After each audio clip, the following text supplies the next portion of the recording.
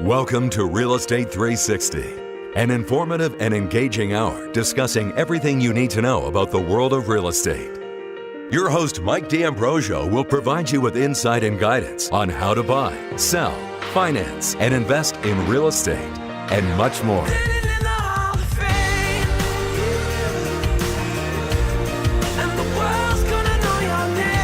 And now, to guide you around the world of real estate, here's your host, Mike D'Ambrosio. Welcome in. Good afternoon. This is Mike D'Ambrosio with Real Estate 360 Radio. Thank you so much for joining us this afternoon. We're talking anything and everything real estate, providing you great information and education. We have a great show in store for you today. I'll introduce my guest in just a couple of minutes. I'm really excited to have him on. He's a familiar guest on the show, and you guys will enjoy it, I promise. So just a reminder, a couple of things. Just for those of you just tuning in, there's a couple of different ways you can listen to our show. That is on the radio at KDOW 1220 AM. You can also listen to us live online at kdow.biz. So if you're at work, dial it in, kdow.biz. And if you're on the go, KDOW also has an app. So log into your app store and download it today. It's a really easy app to use, and that makes it easier for you to listen to us. We come to you 5 days a week, Monday through Friday from 3 to 4 p.m. I'm on Mondays only. We are a live show and love to hear your questions and your phone calls. So if you like, give us a call at 1-800-516-1220. That's 1-800-516-1220. And if you had even if you have any suggestions on future topics, guests, or content that you desire, we're here for you. Finally, if you missed any shows or want to sign up for updates, visit our website at RE360radio.com. There's a ton of information on there, past shows, blog posts, information on the guests, and much, much more. And that was the last point, but one more thing I wanted to talk about was tomorrow is the Toll House event. Joe would want me to pitch this today. So tomorrow from 3 to 4 is the live show at the Toll House in Los Gatos. And afterwards, from 4 on, is networking, wine, appetizers, all of that good stuff. So it's going to be a fun time, and come on out. Okay, so let's get into it. Today, I have in studio Scott Poncetta from Intero Real Estate Services. How you doing, Scott? I'm doing great, Mike. Thanks for having me again. Of course. Thanks for coming on. So as you guys know, Scott works at our office, and Scott and I actually are business partners in the multifamily arena of real estate, meaning duplexes on up to 30, 40 unit apartment buildings or more. And so that's something that Scott specializes in. And today we're really going to be focusing and zoning in on multi-unit investing. And we've talked about it before, but we're going to hit a couple different parts of the market and some Silicon Valley micro markets. So that's kind of a new term, I think, on the show. And we're going to get into that a little bit today. So without further ado, let's talk about it. So what do you mean, Scott, by distinct micro markets within the valley and the counties, and what counties are you talking about, et cetera, et cetera? Well, Mike, the counties that I work in and specialize in are Santa Clara County, San Mateo County, and Santa Cruz County. And so those are the ones I could speak to specifically, but some of the information that we'll have here today will really pertain to kind of any market anywhere, frankly, but particularly California markets. And one of the things that, as I was thinking about the show today, and thinking it's kind of interesting how multi-unit markets really kind of mirror residential markets. Yeah, definitely. In terms of value and in terms of risk reward. When investors are looking, and I'm not going to speak in too general terms, but high-end investors are looking for high-end markets. And, downtown Palo Alto, downtown Los Gatos, downtown Los Altos, just like high-end residential buyers are looking for. Right. And then, when we talk about micro markets, there are higher rates of returns in the markets that aren't as desirable. So we're going to get into it more specifically, but we're really going to talk about these micro markets within these 3 different counties that I referenced. Right. And on top of that too, right now, the market for multifamily homes, just like residential, and I know the audience hears it probably every day on the show, is the low inventory term, right? And I think it's probably even worse in the multifamily arena. Yes, I think it probably is. It's so ridiculously competitive for buyers right now, but frankly, we still do see some good deals. It's you just have to be working with somebody who's really watching it like a hawk. Yeah, definitely. And on top of it every day and seeing if there's realtors out there that are making mistakes. Right. That are listing something at a price they shouldn't be and then being ready to jump on it right away. Right, definitely. So on that, so what are some of the white hot markets that we're talking about? You briefly mentioned a few of them earlier, but as far as low inventory markets that have good returns and maybe good appreciation, et cetera, what are some of those markets that people can kind of focus in on or envision as they listen to you? Well, when you say white hot markets, the ones that come to mind because people are paying exorbitantly in these particular markets. Yeah.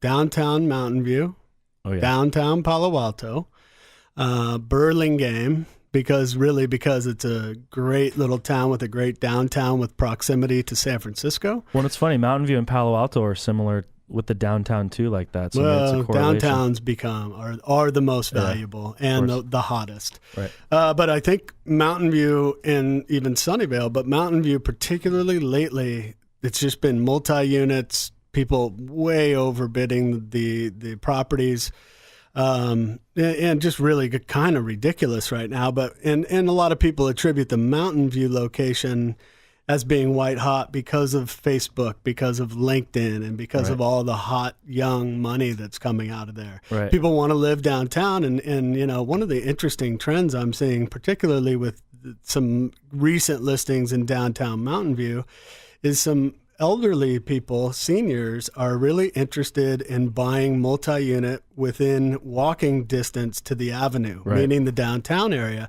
thinking way ahead and maybe not way ahead, but thinking down the line that, hey, my wife and I want to live in maybe a modest sized place and rent the other units, but then have an urban lifestyle with access to all the restaurants. Most of those areas have fitness clubs that they can walk to. And it's kind of a trend that I've just seen happening lately. I've had clients come to me looking for that specifically. Yeah. And it's funny because then it's smart for them to do that because they live on, let's say they buy a duplex and they live on one side and then they basically subsidize their payment with the rent from the other side, or even make some extra income per month, on the other side. So I think it's a great idea. If you're just tuning in, you're listening to RE360 Radio. I have Scott Poncetta live in studio today from Intero. We're talking multi-unit investing, and we got a lot of great content for you today. If you have any questions for Scott, give him a call, 1-800-516-1220. 1-800-516-1220. Are you a multi-unit investor? Do you work at Facebook? Can you get me a free Facebook account or free ads? I don't know. So anyways, give us a call. All right. So let's get back into what we were talking about a little bit before. And then why don't we talk a little bit about the counties? Yeah. Counties. Let's just take one of the counties and really talk about the micro markets within that county. Okay. Now, let's just say Santa Clara County out of the three that I referenced, probably because I know that one the best and that's where I grew up. I actually live in Santa Cruz County, so I know that one very well too. But Santa Clara County has a lot of diversity in it.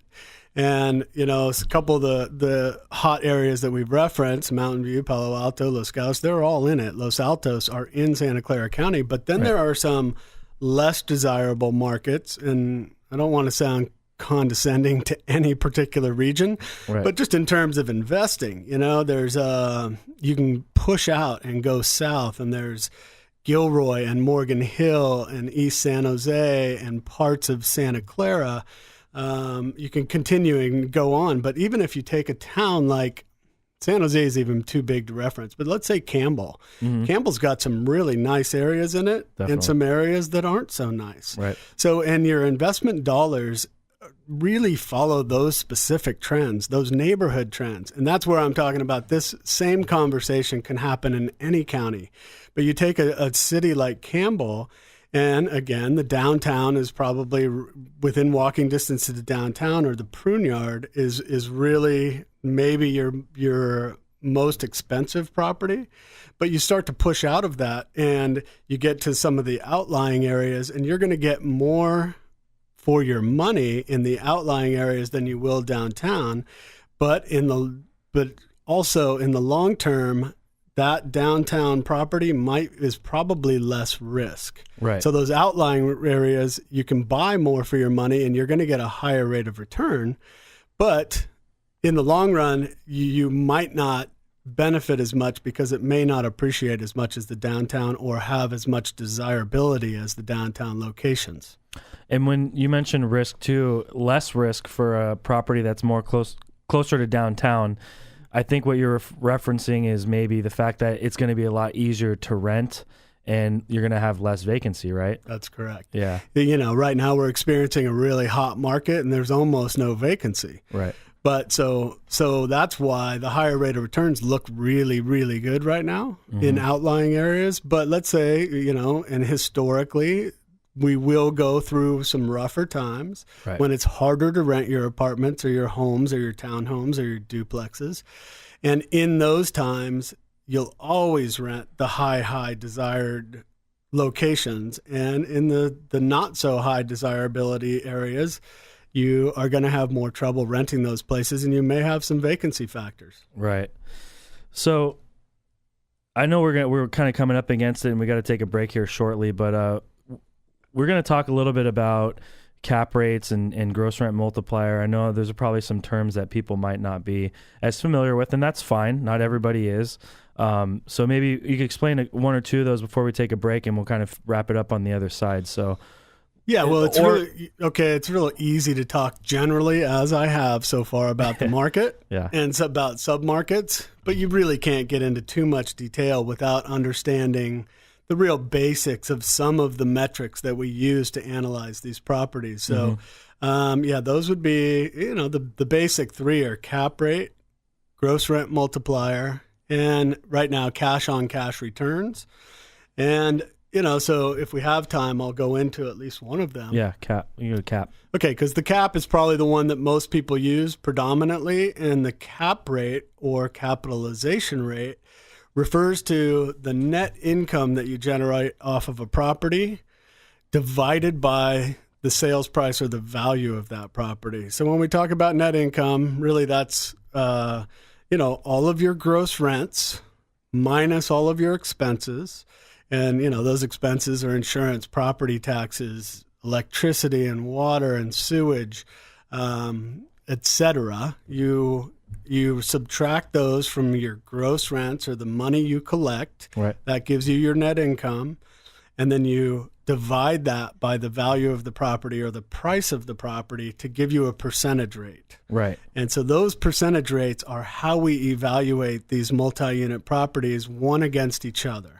And, as we call apples to apples. Right. It's really the way that you first start to analyze a property. And then as the cap rate looks good for this particular location, you take it to the next level and you start to dig a little deeper. Let's talk about different areas and cap rates because I think that's really important. But we got to take a break.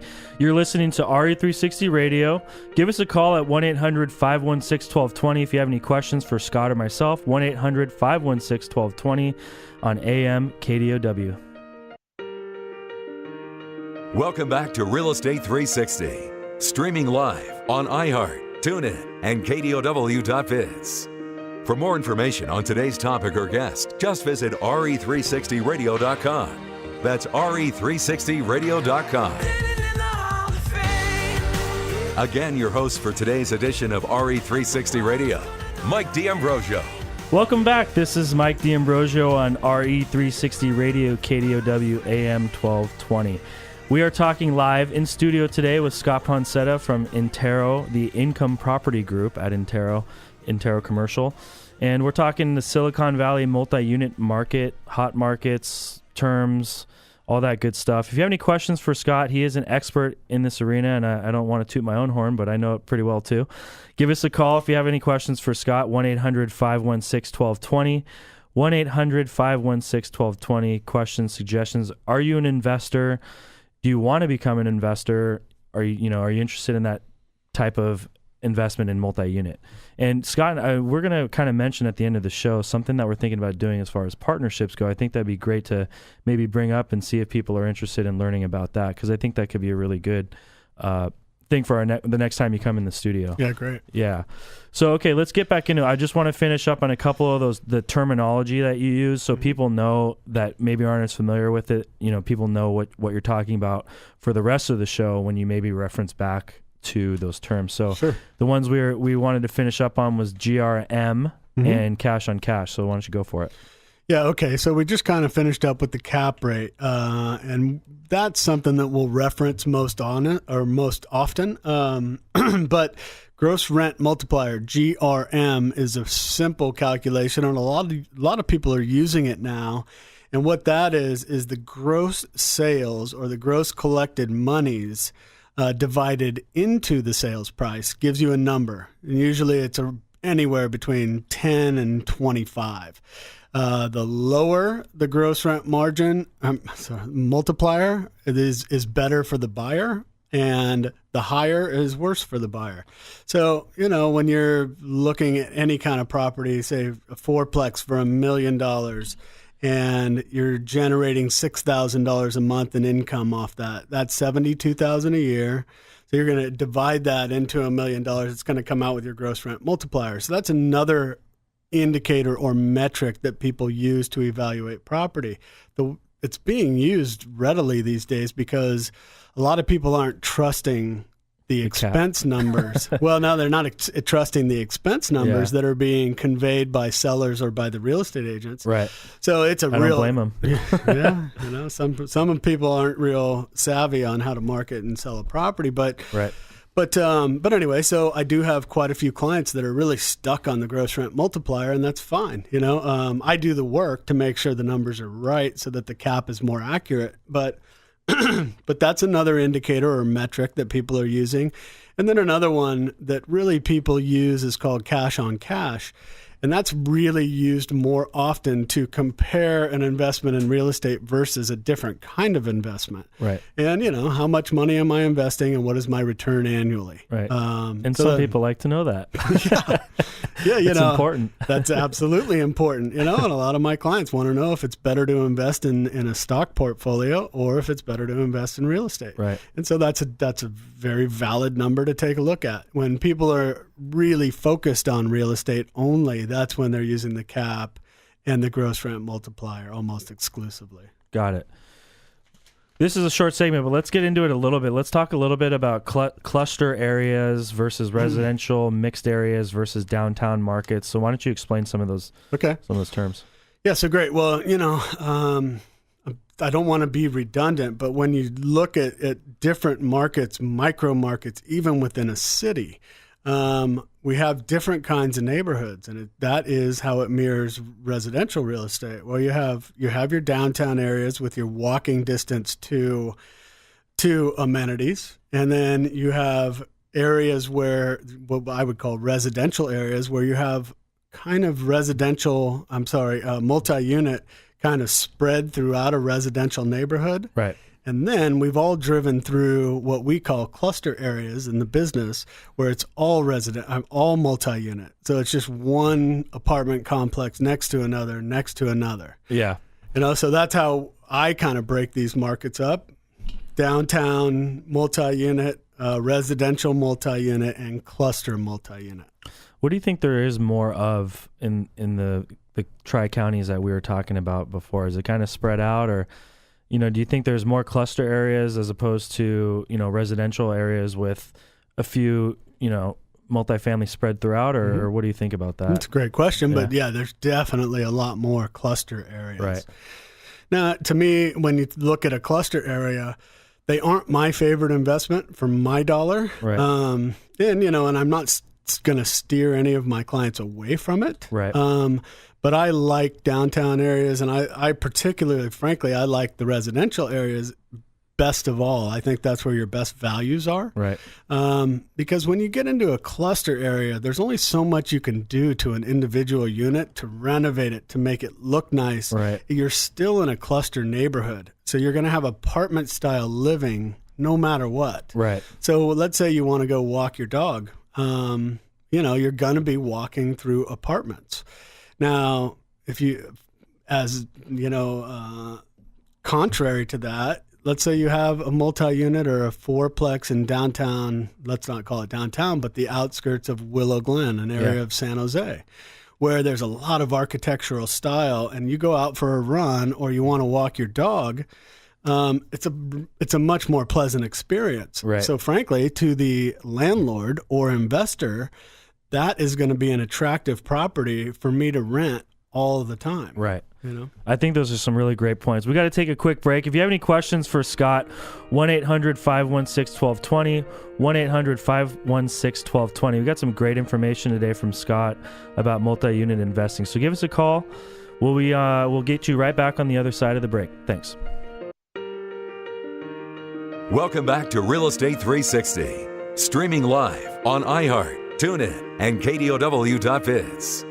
For more information on today's topic or guest, just visit RE360radio.com. That's RE360radio.com. Again, your host for today's edition of RE360 Radio, Mike D'Ambrosio. Welcome back. It's Mike D'Ambrosio on RE360 Radio, KDOW AM 1220. We're talking live in studio today with Scott Poncetta from Intero, the Income Property Group. We're talking multifamily, multi-unit investing. And so we got a lot of good content in today. Real quick, if you're not busy tomorrow afternoon, you want to check out a great show, go to the Toll House. The RE360 event at the Toll House from 3 to 4 is the live show, and then 4 on is networking, drinking, eating, all the good stuff. Good stuff Italians like to do too. So if you want to skip work early, I don't know, but just don't tell your boss I said that. So anyways, let's get back into it really quick. We were kind of finishing up on a point that Scott was talking about. Basically, we were talking multifamily and three different segments of where multifamily apartments are. Right. One being cluster neighborhoods, which is a bunch of multifamily in one area. Mm-hmm. The other being multifamily in a neighborhood kind of sporadically spread out throughout, so a little bit of a mixture. And the third being near downtown, so you have the walkability factor and convenience. Right. So, yeah, so, an interesting way to look at these is when you're looking at a property on Google Maps and you see the satellite picture. Yeah. If you zoom in, you can really see, is it in an area where there's nothing but these multi-unit apartment buildings? Right. And it's like cookie cutter almost. Yeah, it is. And and there's only so the point on that is there's only so much you can raise rents in a neighborhood like that. There's only so much that your improvements will get you on the back end. So I really look specifically for a handful of my buyers all the time for new deals that turn up in residential neighborhoods. Right. I know that the downtown stuff, the first thing you referenced, is going to be extremely competitive and very expensive. Right. So for certain clients, that's what they want and that's all they want. But to find a real value is really in that kind of center section as far as I'm concerned. Yeah. And, we just sold one over in Santa Clara, kind of close to the University of Santa Clara. And it was, you know that one, you worked on it with me, and it was a really clean property, but it sat right in the middle of a bunch of single family homes. Yeah. And it was just a great neighborhood. That was a great buy for our client. And, and I thought that, that's really one of the things I kind of guide my clients to do and be open-minded about is look for these multi-unit properties that exist in residential neighborhoods. And when you talk about micro markets, that can exist in any location. Right. And that's an overriding principle that I really believe in. And so when you do talk about micro markets, that exists in Campbell, San Carlos, Burlingame, Palo Alto. It doesn't matter which city you name. They all have clusters and they all have multi-units that exist within those residential neighborhoods. Right. So, I personally like those. I like to guide my clients that way, but the lion's share of deals that are out there are in these cluster multi-unit areas. We just got another minute left, but would you say some of those properties maybe appreciate in those type of neighborhoods might experience a little bit better of an appreciation over a longer time period as opposed to cluster markets or something in downtown? I guess there's all probably different appreciation levels, but there really are, but you can make some generalizations. Yes, those are going to appreciate much more with the neighborhood, right? Because the ones that are in the cluster neighborhoods that we've referenced are going to appreciate as the rents continue to increase. Yeah, these are the ones in the residential neighborhoods are going to have a combination of those. Rents increase, of course, because it's an investment property, but also they're going to have a little bit. They're going to mirror the neighborhood appreciation a little bit more than a cluster investment area would. Got it. We're going to have to take a quick break, but we got a longer segment coming up next. You're listening to RE360 Radio on AM 1220. Give us a call at 1-800-516-1220, 1-800-516-1220 if you have any questions, and we'll catch you on the other side of the break.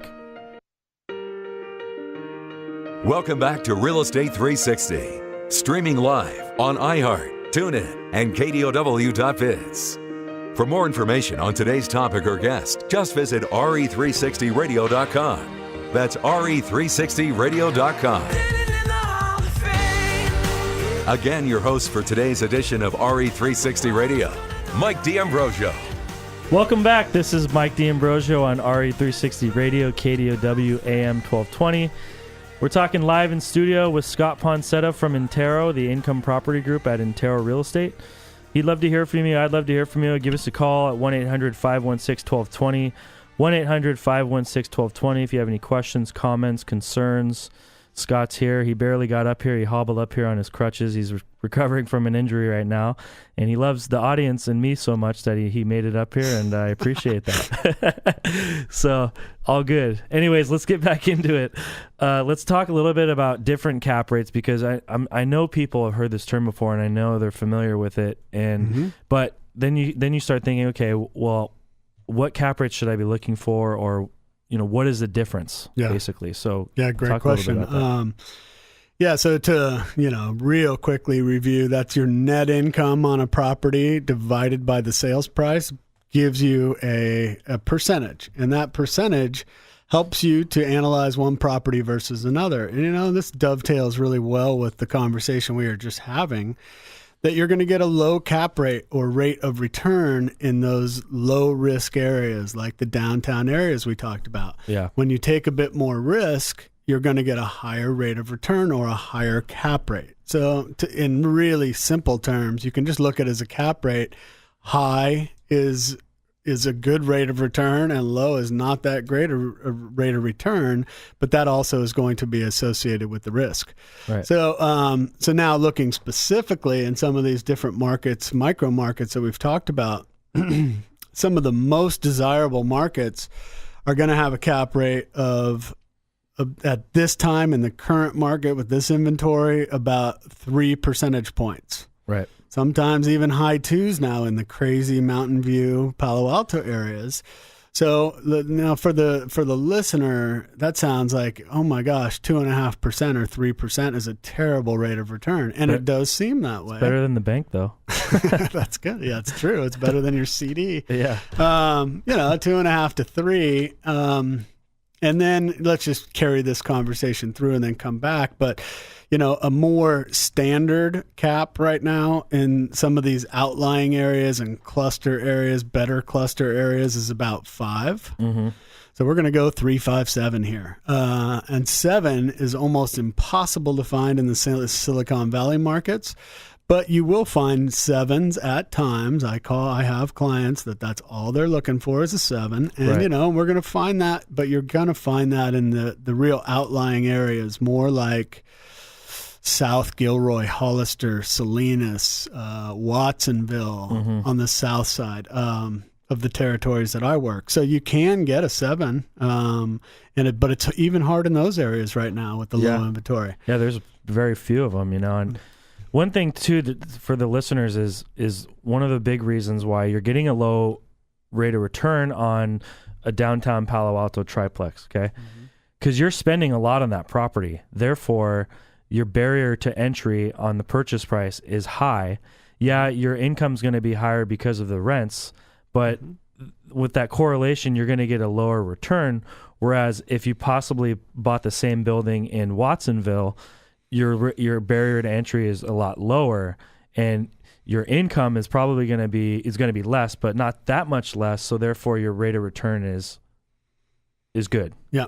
Well, just as an example, you buy a triplex in downtown Palo Alto. Right now, it's going to cost you $2.5 million. $2 to $2.5 million for a triplex. That's not a cup of coffee, folks. You take that same same bankroll and you go to Salinas and you're going to get a 25 unit building. Right. So those are crazy differences, but they exist. Those are, we're here talking about micro markets. Right. Those are micro markets right here within driving distance to us. Definitely. The same thing up in Antioch or Brentwood or something like that. You're going to get 18 to 20 units. But that's this whole factor of in Salinas or Brentwood or Antioch, in a down market, you may have 20 units, but 10 of those may be empty. Right. Your triplex in downtown Palo Alto is never empty unless you want it to be. Right. Yeah. Unless you want to get your head checked, and then you can go from there. But yeah, no, I think those are some great points. It's amazing. Just think about that, folks. If you spend the same amount of money in downtown Palo Alto, you're getting 3 units. Spend that in a different micro market, maybe South County or something like that, you're going to be getting 20 units. That's right. Well, it's just amazing. And let's just say, let's take that further and into some of these mid-range markets, Santa Clara, Campbell, even Sunnyvale, that same $2.5 million. And I don't want to get stuck on 2.5, but I'm just trying to illustrate the difference between the markets. You're probably going to get 12 units in some of the markets I just described, 12 to 15 units. Right. So, yeah, that's about right. 12 to 15 units in those markets, 3 in Palo Alto, 12 to 15 in most areas of Campbell, San Jose, Sunnyvale.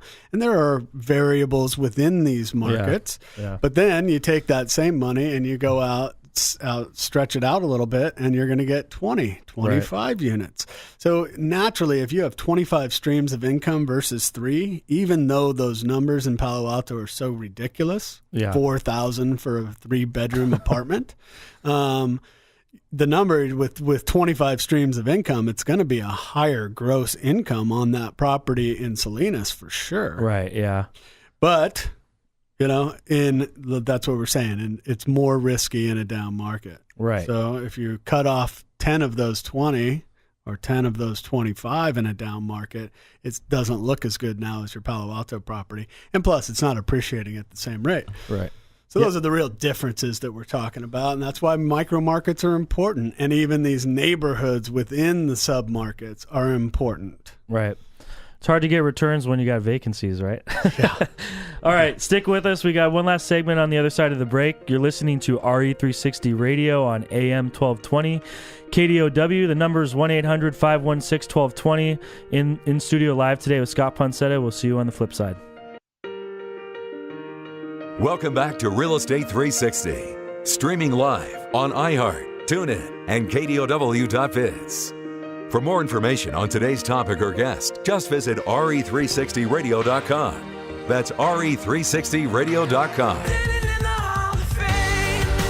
Again, your host for today's edition of RE360 Radio, Mike D'Ambrosio. Welcome back. It's Mike D'Ambrosio and Scott Poncetta today on RE360 Radio, KDOW AM 1220. Talking multi-unit investments and Silicon Valley micro markets.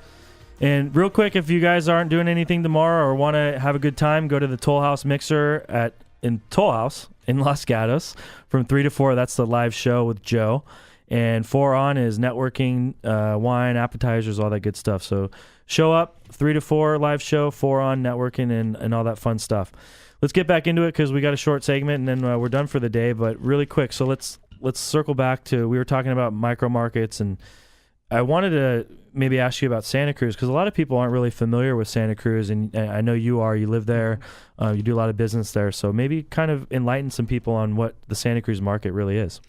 Yeah, so hopefully, this segment, we've been able to educate some of you about micro markets and different cap rates. Well, one of the overlooked markets that I see continually with my clients, and most of the money that's coming out of this area and looking to invest is really coming from what we would call traditional Silicon Valley, and that's, Santa Clara County and the peninsula. And a lot of those people aren't really aware of the Santa Cruz market, or they just don't think about it. Yeah. They can feel and touch and taste what they know. But your returns actually are a little higher over in the Santa Cruz market, even though there is low inventory there too.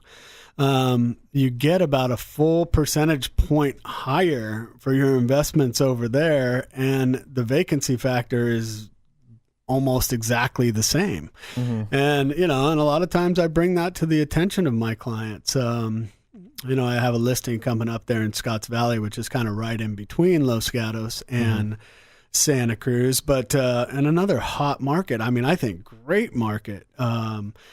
And, we just don't have the vacancy over there. We do have better returns. And, last year, or actually just about 3 months ago, Forbes came out with an article that listed Santa Cruz as the number 6 community in the country for future growth. So, I mean, that's what you're looking for when you're looking for rental income property. You're looking for growth. And Santa Cruz is just sitting there right over the hill. And, a little gem in the Bay Area that a lot of people just it's not even on their radar. Right. But I see some really attractive deals that come out of that region. Oh, definitely. Some great points there. And real quick, just kind of as a teaser maybe for our next show, because Scott's going to be on with me probably about every month or so, every other month. And one of the things we were talking about doing was, if you've been listening today and maybe you've been wanting to buy multi-unit, or you just don't know how to get into it, or maybe you don't have enough money to do it, we were thinking about doing a show on forming a partnership, whether it's with people or other people, and maybe talk a little, briefly about that, because we got about a minute left, but talk briefly about that and what we can. Sure. All the time I hear people saying, I really would like to invest in multi-unit in Silicon Valley. And, but I don't have that kind of down payment that I need, because usually on 4 units and less, you need at least 25%. 5 units and up, you need more than you need 30+% as a down payment. So there's a lot of people sitting on 60, 50,000, 60,000, even 100,000 that would like to get into the multi-unit game, but they can't. So my suggestion to some people is start to form little partnerships with your friends, with your colleagues, with people that you do like and trust, because that's important. But these are like forming little businesses, and it's not very hard to do. The legal paperwork is very simplified at this point. And, you can become this little kind of group of investors. Yeah, I think that's going to be great. Why don't you give out your information really quick, and then we'll wrap up the show. Okay, yeah. Please give me a call if you have questions about this, micro markets, any kind of multi-unit investing. My number is 408-757-1007. Thank you very much. Thanks, Scott. Thanks so much for listening, everybody. This is Mike D'Ambrosio on RE360 Radio. Have a great week, everyone, and I'll see you next Monday. You've been listening to Real Estate 360 on AM 1220 KDOW. For more information on today's program, visit RE360Radio.com. That's RE360Radio.com. AM 1220 KDOW.